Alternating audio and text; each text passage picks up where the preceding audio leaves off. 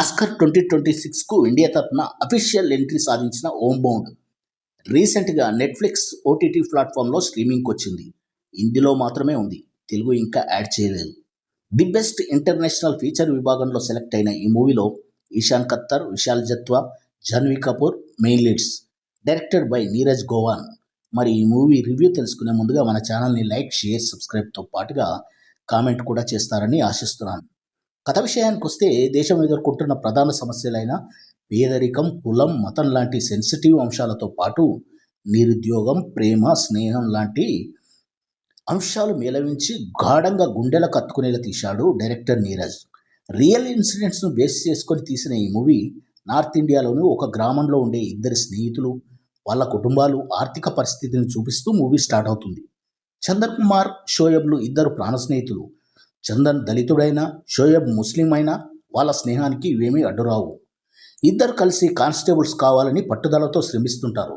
ఈ క్రమంలోనే ఒకసారి పోలీస్ సెలక్షన్ గ్రౌండ్లో పరిచయమైన సుధాభారతితో చందన్కు ప్రేమ చిగురిస్తుంది. పోలీస్ రిక్రూట్మెంట్ రిజల్ట్స్లో జాప్యం కారణంగా ఇరు కుటుంబాలు ఎదుర్కొంటున్న సమస్యల గురించి మదనపడుతుంటారు. దాంతో షోయబ్ ఒక ఆఫీస్ బాయ్గా జాయిన్ అవుతాడు. పైకి ఎదుగుదామంటే ప్రతిసారి డిగ్రీ లేదని, కుటుంబంలోని అందరి ఆధార్ కార్డులు కావాలని, పోలీస్ స్టేషన్ నుండి నో అబ్జెక్షన్ సర్టిఫికేట్ తీసుకురావాలని, రకరకాలుగా అతని రిలీజియన్ను బేస్ చేసుకుని అతన్ని అనుమానంగా చూస్తూ ఒక రకమైన మానసిక ఒత్తిడి సృష్టిస్తుంటారు. చందన్ రిక్రూట్మెంట్ రిజల్ట్స్ అడగడానికి వెళ్తే అక్కడ క్యాస్ట్ ఫీలింగ్, ఇబ్బందులు. చందన్ తల్లి అంగన్వాడీలో వంట చేస్తే అగ్రకులాల తిరస్కారం. మరోవైపు తాను ప్రేమిస్తున్న సుధాభారతి చదువుతున్న డిగ్రీలో జాయిన్ అయిన చందన్. ఇలా ఉండగా ఒకరోజు రిజల్ట్స్ వస్తాయి పోలీస్ రిక్రూట్మెంట్ బోర్డు నుండి.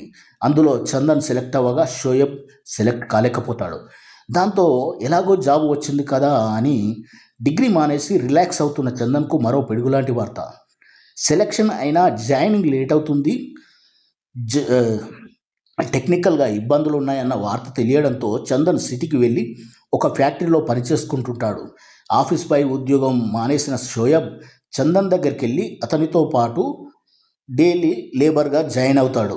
కొన్నాళ్ళు పనిచేసి కొంత డబ్బు జమ చేసి దుబాయ్కి వెళ్ళిపోదాం అనుకుంటాడు. సిటీకి వచ్చిన సుధాభారతి డిగ్రీ ఎందుకు డిస్కౌంట్ చేస్తున్నావు అంటే తన సిచ్యువేషన్ చెప్తే, సుధా కేవలం డిగ్రీ లేదందుకే మా నాన్న 20 ఏళ్ళ నుంచి పనిచేస్తున్నా కేవలం లైన్ మ్యాన్గానే ఉన్నాడు అని చెప్పి వస్తుంది. ఇంతలో కరోనా రావడంతో లాక్డౌన్ మొదలవుతుంది.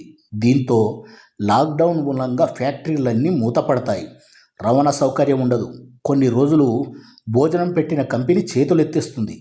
దీంతో వారి జీవితాలు ఏమయ్యాయి, ఎటువంటి కుదుపులకు లోనైంది అనేది తెలియాలంటే మాత్రం నెట్ఫ్లిక్స్లో స్ట్రీమ్ అవుతున్న హోమ్బౌండ్ మూవీ చూడాల్సింది. మూవీ చూశాక నాకైతే చాలా బాగా నచ్చింది. It's a emotional journey, natural taking, నటీనటుల అద్భుతమైన పెర్ఫార్మెన్స్తో దర్శకుడు నీరజ్ చాలా చక్కగా రూపొందించాడు. కొన్ని హార్ట్ టచింగ్ మూమెంట్స్, కన్నీళ్ళు రాక తప్పదు. ముఖ్యంగా ఎప్పుడూ చెప్పులు తొడగని తన అమ్మకి చెప్పులు పంపించడం లాంటివి. మాసాన్ మూవీతో ప్రపంచ దృష్టిని ఆకర్షించిన దర్శకుడు నీరజ్ 10 ఏళ్ల విరామం తర్వాత తీసినా ఖచ్చితంగా ఆస్కార్ అవార్డు గెలుచుకునే సత్తా ఉందనిపించింది. టెక్నికల్గా అన్ని డిపార్ట్మెంట్స్ ఈ సినిమాను ఒక వండర్లా తీర్చిదిద్దాయి. ముఖ్యంగా ఈ మూవీకి రేటింగ్ అవసరం లేదు, ఎందుకంటే అందరూ చూడదగ్గ movie. No bad scenes, no vulgar language. మరొక రివ్యూతో మళ్ళీ కలుద్దాం. జై హింద్.